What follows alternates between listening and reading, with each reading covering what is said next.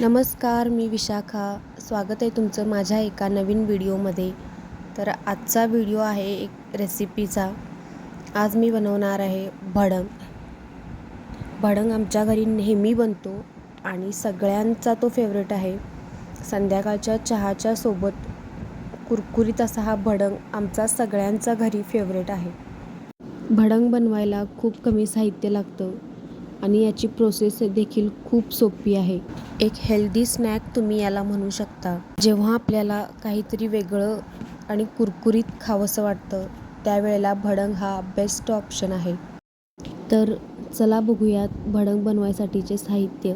सगळ्यात अगोदर हळद, जिरे, मोहरी, साखर थोडीशी, 2 चमचे तिखट, वाटी भरून शेंगदाणे, खूप सारा कढीपत्ता, खूप सारी लसूण आणि चवीपुरते मीठ, पाव किलो चुरमुरे. तर इथे मोठ्या कढईमध्ये मी 4 चमचे तेल घेतलेलं आहे. इथे मी मोठीच कढई घेतलेली आहे. त्याच्यामध्ये भडंग परतायला इझी पडतं. तेल छान गरम झालेलं आहे. आता घालूयात मोहरी. 2 चमचे मोहरी मी घातलेली आहे. मोहरी छान तडतडली की मग घालायचं आहे जिरं. जिरे देखील 2 चमचे मी घातलेले आहेत.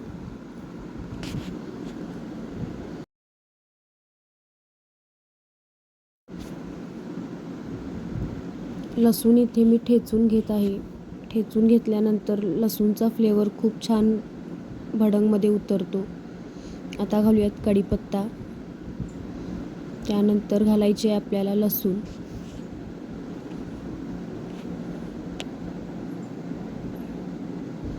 लसूण सोबतच मी इथं घालते शेंगदाणे.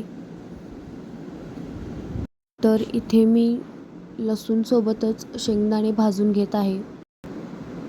जितका वेळ लसूण भाजायला लागतो तितकाच वेळ त्याच वेळामध्ये शेंगदाणे देखील भाजून आपले होतात. त्यामुळे ते अगोदर भाजून घेण्याची काही गरज भासत नाही. तेलामध्ये असं शेंगदाणे एकसारखे परतत राहायचे, त्यामुळे ते सगळीकडून भाजून येतात. तर इथं आपले शेंगदाणे छान भाजून तयार झालेले आहेत. लसूण देखील खरपूस अशी भाजली गेलेली आहे, तुम्ही पाहू शकता. तर इथे या स्टेजला आपण घालणार आहोत याच्यामध्ये हळद. त्यानंतर घालणार आहोत मीठ. मीठ भडंगमध्ये थोडंसं कमीच वापरायचं, कारण आपले जे चुरमुरे असतात ते ऑलरेडी नमकीन असतात. त्यानंतर घालणार आहोत 2 चमचे तिखट. तिखट घातल्यानंतर फोडणी लगेचच अशी हलवायची, कारण गरम तेलामध्ये तिखट घातल्यानंतर फोडणी करपायची शक्यता असते. त्यानंतर आपण घालणार आहोत आता चुरमुरे.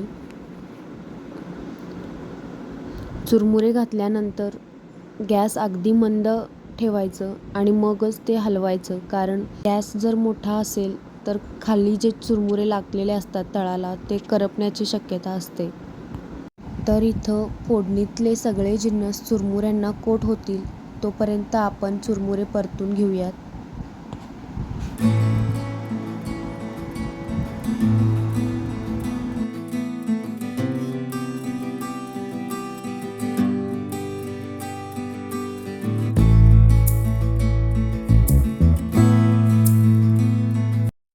भडंगला आपल्या सुंदर कलर आलेला आहे. आता वरून घालूयात थोडीशी साखर आणि पुन्हा एकदा परतून घेऊयात.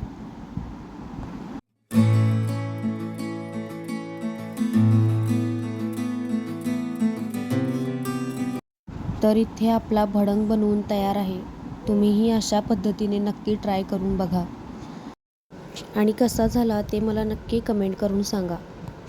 भडंग तुम्ही पाहू शकता, खूप सुंदर असा कलर भडंगला आलेला आहे. शेंगदाणे देखील भाजले गेलेले आहेत आणि क्रंच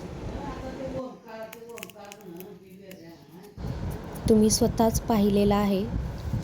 तर अशा पद्धतीची ही रेसिपी तुम्हाला कशी वाटली ते मला नक्की कळवा. भेटूयात पुढच्या एका नव्या व्हिडिओसोबत. तोपर्यंत धन्यवाद.